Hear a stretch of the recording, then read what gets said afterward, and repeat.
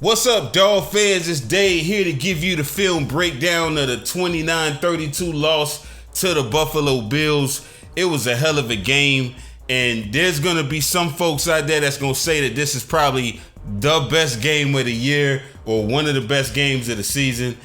We battled back and forth with the classic Christmas song, Let It Snow, sung by the fans in the stands as the snow was falling in the fourth. They thought it was going to snow the whole game, but it didn't snow until the fourth quarter. And, I mean, it had all the action that you would expect in a nostalgic rivalry. When you look at the history from the beginning, when we became a team in the 60s all the way till the 80s, we dominated the Buffalo Bills. And, I mean, then they came up on a couple of exceptional gunslingers, Ferguson and Jim Kelly. And after that, it kind of changed the tide, and it allowed them to dominate in the 90s up until Jimmy Johnson and the one-star regime came in and changed things around. We went back to defeating the Bills again in the early 2000s, but since they drafted Josh Allen, they pretty much had our number. I'm not going to lie. Tannehill and Gase struggled. As good as Flores was against the Patriots and the Jets, he also struggled to stop Josh Allen, and he had defensive coordinator Josh Allen, who we retained from his regime.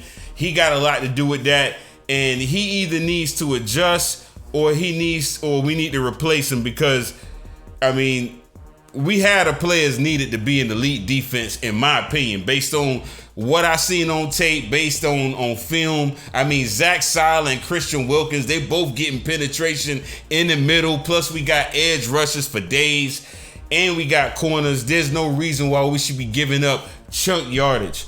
And I'm not gonna say that our defense is trash, but we're getting exposed with too many flaws in our pressures. Josh Boyd, I think at times calls blitzes at the wrong time, and we've been getting exploited for a lot of chunk plays by damn near every team that we done played. In the first half, I think we gave up plays that we shouldn't have. We did tighten up in the second half, but to me, the bad outweighed the good from what I saw as far as stopping Allen directly. I think offensive coordinator Ken Dorsey kind of uses Josh Allen similar to how he used Cam Newton, some of the same schemes, and we still ain't found a way to stop his mobility. Plus, he got an arm he could throw the ball as far as you could throw it. And I mean, we tried getting after him, but was only able to sack him twice. Two only got sacked twice as well, so that's kind of a wash.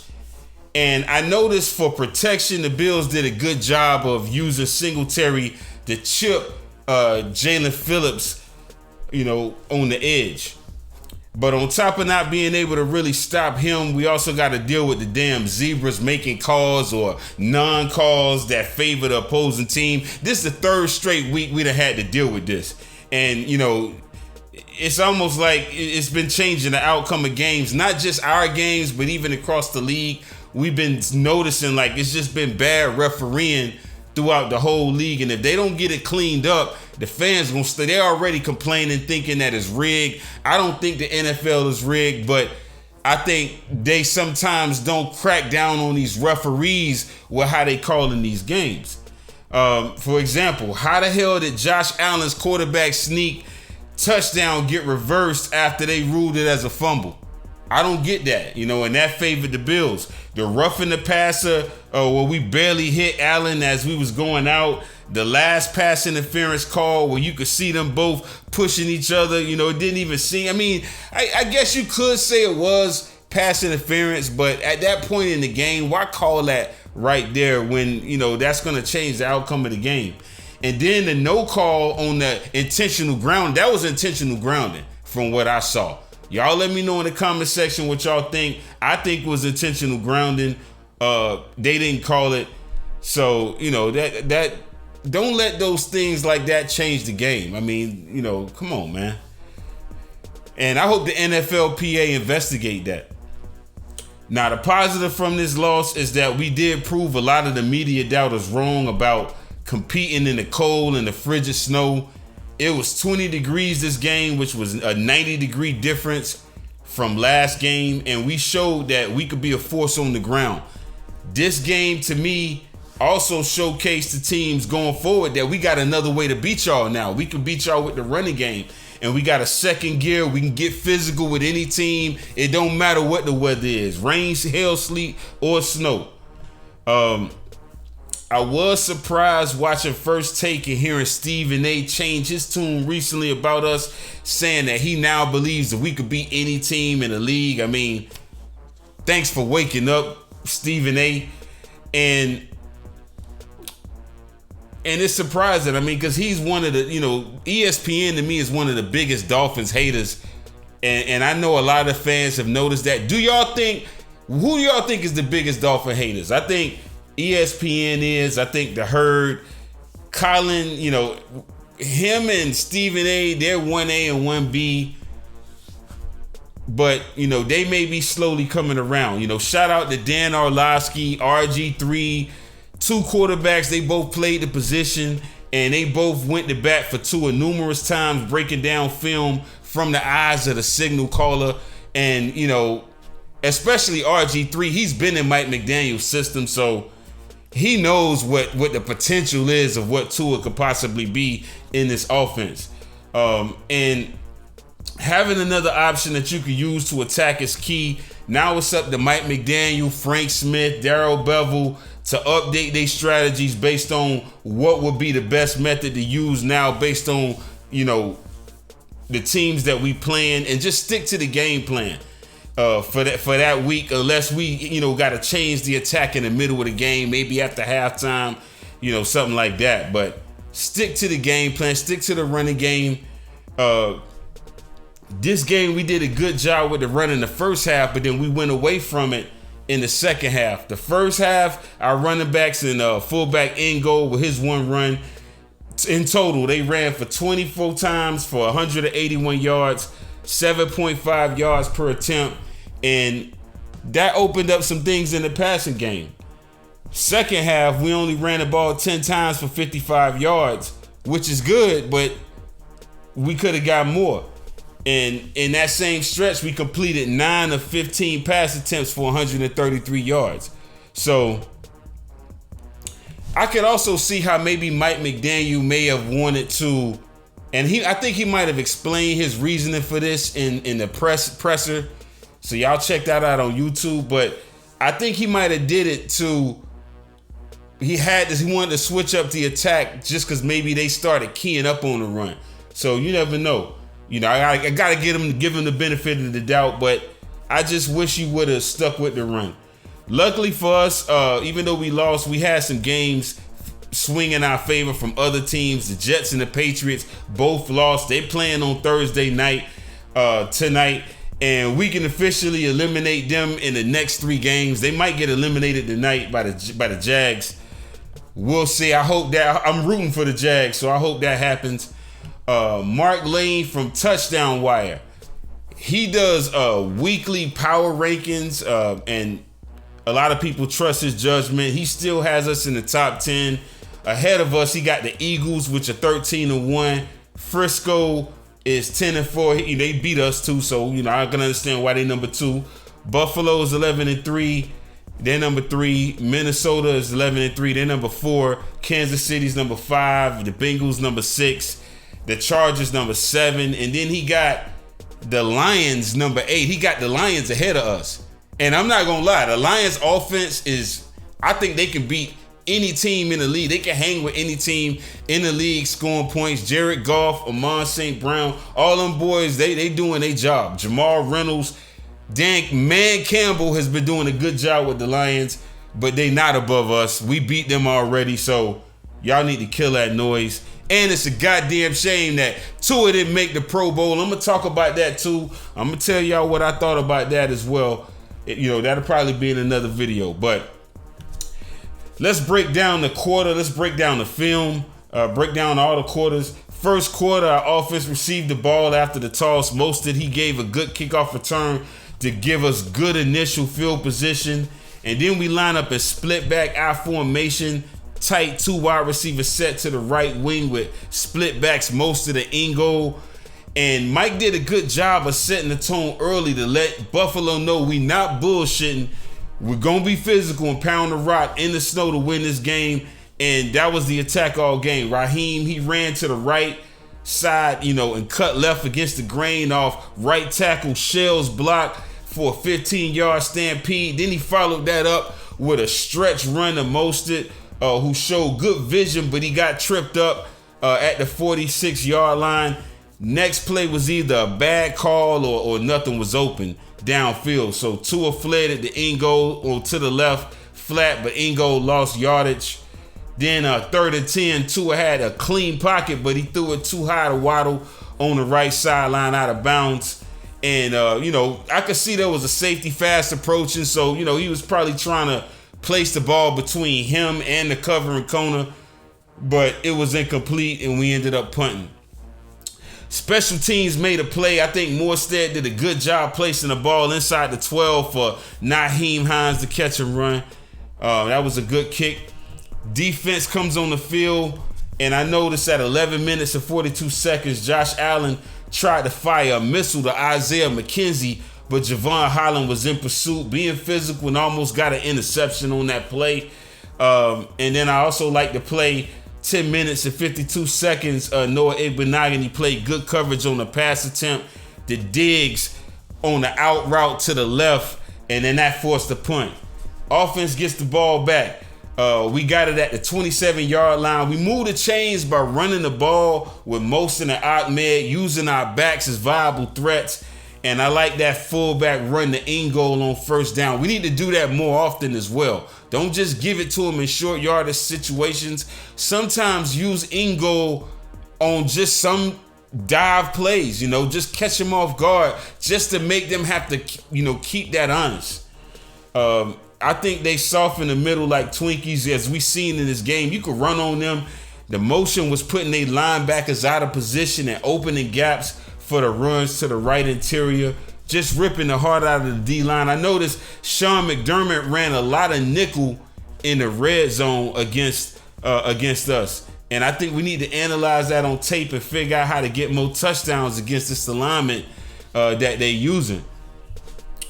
We had to kick a field goal. Prior to the field goal, we almost had a disaster at 3 minutes and 48 seconds. Tua dropped back and couldn't find separation from his receivers. Tried to dance around the D lineman to buy time. Got sacked and tried pitching the ball back to the nearest Dolphin, and that almost resulted into a scoop and score by the Bills, but Smythe ended up recovering it. And like I said, we kicked the field goal. Defense gets on the field, and Josh Allen completes a 45-yard play to Dawson Knox, using his sidearm angle to get the ball out. And the Bills answered with a score to Quentin Morris. Javon Holland, he didn't get his head turned around, and Quentin Morris caught the touchdown over him to make it 3-7. Offense gets back on the field. Most of 68-yard run using his stiff arm to break from defenders was probably the best run I've seen him run this whole year. And what I like about Mostert, in a three-headed monster, if he's going to play that shifty running back role, he's got the ability to use his stiff arm even at his weight class. So I think that's good. I wish he was a little bit more shifty though, but I still like the fact, I like the way he runs, and I like how Mike McDaniel uses him in the offense. That run right there shows you the difference also between him and Ahmed or Gaskin. Gaskin, they're not going to break them kind of runs because they don't use their hands, and he does. I mean, he got the same weight, like I said, but his running style is different, and he knows how to divorce from the tacklers. Plus, the Bills got a horse tackle penalty on that run, and that tacked on another 15 yards, put us at the goal line. But Tyreek Hill and Sherfield drop would be touchdowns. Tyreek did, he had the ball. The ball was very catchable, and then the one at Sherfield, he just didn't secure it while he was going to the ground. And so we kicked the field goal to make it 6-7. Second quarter, defense, 13 minutes and 26 seconds. We forced a false start to make it 3rd and 17, but the Bills still converted. And that's one of the things I don't like about Josh Boyer sometimes. Like I said, situational football. what the fans are noticing is that on 3rd and 17, 3rd and 19, teams have been converting on us. And that's not, I don't think that's on the players. I think that's on the scheme. And Keon Crossen, he cannot cover Stephon Diggs. He got beat on the skinny post. Kader Kohu got hurt after blasting through the gap like a Scud missile, getting hit in the backfield with a pop on a running back. I like that pursuit by Kader. And contrary to them, we like to play man-to-man in the red zone. They like to play zone. We like to play man-to-man. We had a bad defensive play call. Duke Riley looked lost, like he was expecting help on a Josh Allen pass to the running back for touchdown, and that made it 6-14. Offense gets on the field looking to try to answer back. Ahmed, we drive down the field and Ahmed runs it in for a touchdown, and that made it 13-14, which shows you, that we can hang with the Bills. And so far, looking at the running game, it's 7 carries for 100 yards in the first quarter, which is good. In the second quarter, is looking good as well. On defense, Javon Holland left the game with 49 seconds left with a neck injury. And we were already without Eric Rowe. So cornerback Justin Bethel, who normally plays special teams and sometimes comes in and plays corner, he had to fill in. But we ended up giving up a last-second touchdown to James Cook before the half. Jerome Baker was in coverage, but it looked like he lost track of him. And Josh was getting chased, but Bradley Chubb, was able to shed his block and chase down Allen, but he still made the throw. So that made it 13-20 before the half. Third quarter, at 14 minutes and 23 seconds, Ken Dorsey tried to run an inside slant on us with Singletary, and defensive tackle Zach Sala busted through the gap and got a tackle for loss. So good play by Sala on that. Next play, we rushed 4 and didn't get there. Actually, no, we did get there, and that forced a 3 and out, and that forced them to punt. So third quarter, you could see the defense tightened up and offense gets on the field. As soon as we get back on the field, we went back to the rush with Mostert, and that set up a Tua pass to Waddle, which was a real nice throw, catch and run, 67 yards for touchdown. Penguins do live in cold climates, and I hope y'all notice that. We doing the dance every single time, for the score. So that was a real good play right there. And then we failed on a 2-point conversion to try to tie it. And then the Bills shot themselves in the foot when they got the ball. Actually, no, we shot ourselves on the foot with holding penalties. And we couldn't sustain the drive on offense. We got a 3 and out. Morstead had to punt it. 60-yard punt to punt them at the 1. And then the defense got back on the field, forced the punt, and we got the ball back on the 50. That pass to Braylon Sanders on the deep post should have been called a pass interference also, but didn't get called. I think the DB pushed off. But again, they got home cooking in Buffalo. Offense gets back on the field and had to punt, but Morstead drew a roughing the passer penalty, and then Mosin and Ahmed did damage again, gashing the Bills' alignment, and then Tua found Tyreek for a mini bomb to the right side for a touchdown. This is probably one of the best throws I've seen Tua make as a Miami Dolphin quarterback. I mean, he split 2 defenders on that pass, and it couldn't have been thrown any better. And it's probably one of the best passes of his career. If you watch the play from the back pylon view, I'm telling you, man, like on all 22, it was an incredible pass. And that made it 26-21. That gave us the lead. And I'm thinking we're going to win this game. Defense gets back on the field. They force a 3 and out. Bills almost drive down the field quickly off of a bomb attempt to Allen to McKenzie. It looked like he might have caught it, but the refs ruled it incomplete. And then they looked at it at the replay, and then the call stood. Fourth quarter, Jalen Phillips gets a strip sack, strips the ball, and then Christian Wilkins scoops it up. And I'm thinking this play right here is going to change the momentum. We get back on offense. Raheem has some good totes, but on 3rd and 1, Mike McDaniel decided to get cocky and pass instead of running the ball, which some fans have been complaining about. And he ran a play action to Smythe, who got hit for no gain. And then Jason Sanders kicked the field goal to make it 29-21. Defense gets back on the field. Josh Allen had a 34-yard run. Again, he's a part of the rushing attack. You can't just stop Singletary and Cook. You got to stop him too on the ground. And then after that 34-yard run, it was a fight that almost broke out on the side. It was a fight. Atlanta Roberts, tried to ease up, but the refs called a penalty after Josh fell out of bounds, which is a bullshit penalty. That's the one I was telling y'all about. And then Allen found Dawson Knox for a touchdown. Then he tried to leap for a 2-point conversion. They first called it a fumble, but then they claimed that he broke the plane, which he kind of did. I'm not going to lie, but I just didn't like the call. 29-29. And then offense gets back on the field, and Tua makes a great throw, and it's a great catch by Cedric Wilson. Going upstairs to catch it. And Tua put it where only he can get it, right over the defender's head, over his helmet. And then it was a bad couple of plays after that by Mike. I think Mike McDaniel didn't really call good finishing plays to try to take control of this game. And Morstead ended up making another punt. It was a good punt inside the 5. Defense gets back on the field. Salah had a key sack, beating not only the nose, but the running back also. And then Javon had a good deflection after that. But from that point, it really didn't matter. They won the game, 29-32. Let's take a look at the game time stats. Tua completed 17 passes for 30 attempts for 234 yards and 2 touchdowns. He had a QBR of 53.9 and a quarterback rating of 104.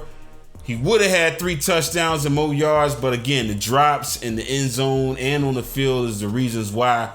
We dominated on the ground using a 1-2 punch of Mostert and Ahmed. Mostert led us with 17 carries for 136 yards, averaging 8 yards a carry. No touchdowns, no fumbles, but his longest run was 67 yards. Salvin Ahmed had 6 carries for 43 yards and a touchdown. Our pass catches was led by Jalen Waddle as far as yards. He had 3 wrecks for 114 yards and a touchdown off 7 targets. His longest completion was that 67-yarder. But to me, Tyreek Hill, I think he made a slightly bigger impact in the game because he opened up the windows for Waddle, and he was the focus and the focal point. He had 9 wrecks for 69 yards and a touchdown off 13 targets. So a lot of attention was drew to him. And then Cedric Wilson made that huge catch over the defender for 21 yards. Raheem Mostert had a 20-yard catch as well. And an interesting stat, Nathan Jank from PFF tweeted an interesting stat about Waddle and Hill.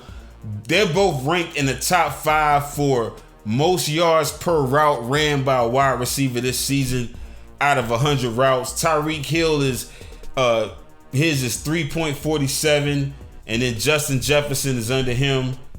Everybody think Justin is the best receiver, but Tyreek got the numbers. And then Jalen Waddle was number 5 at 2.59.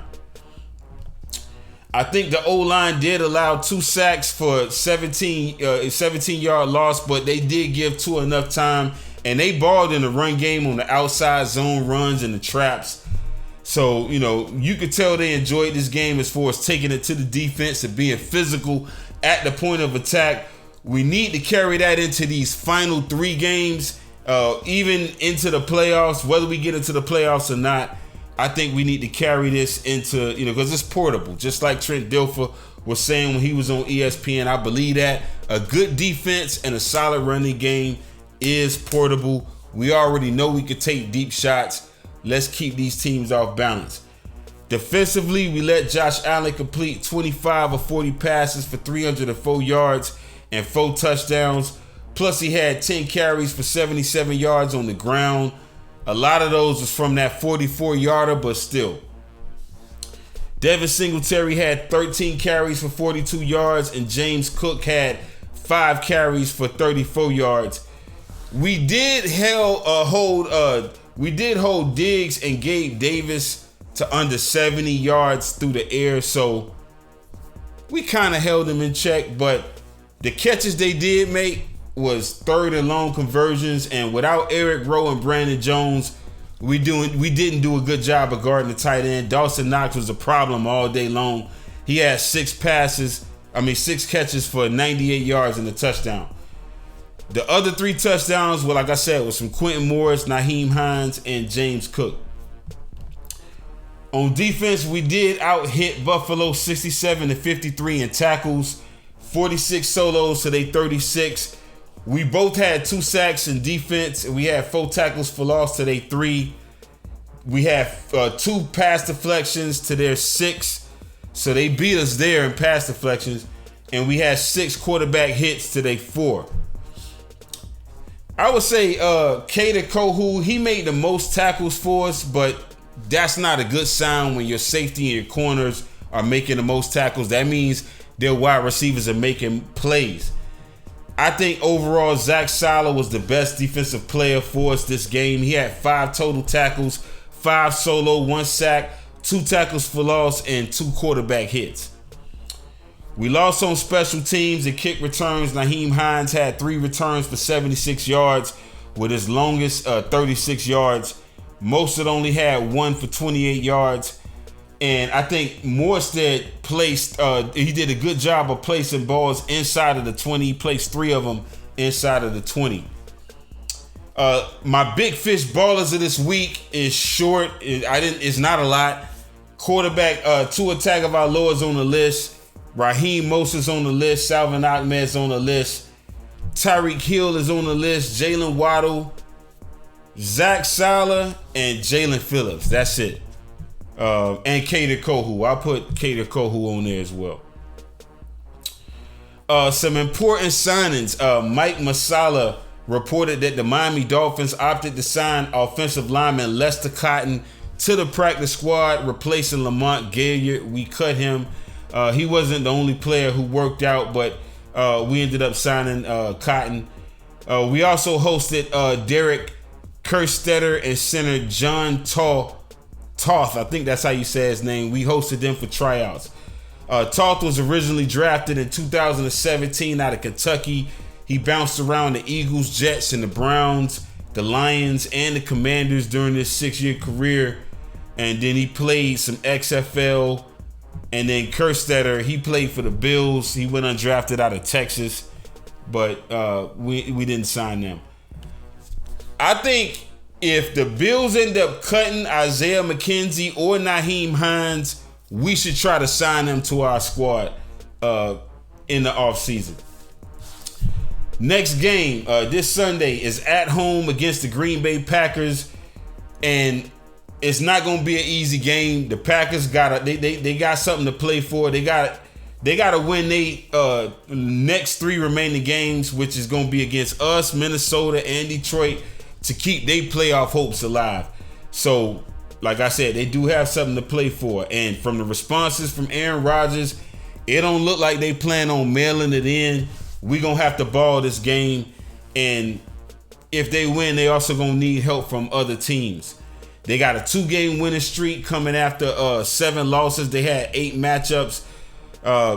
And they beat the Cowboys. And, you know, we got to play, man. We got to play. We coming off a 3-game losing streak.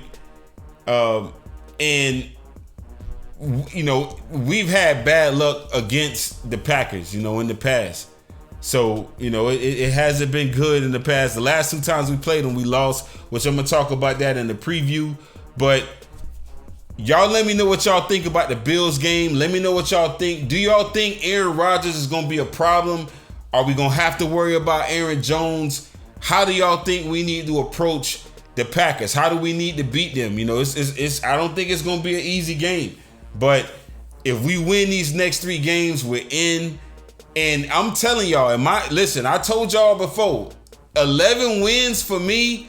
Otherwise, if he don't get 11 wins, and especially if we get 10 wins and we don't make the playoffs, then Mike McDaniel was no better than Flores, and we should have never fired Flores. And that's what I'm gonna say. If we lose more than 10 games, oh my God, we definitely shouldn't have fired Flores. And the fans are gonna have to start questioning, they're gonna have questions about what the hell is going on if we look bad these next 3 games.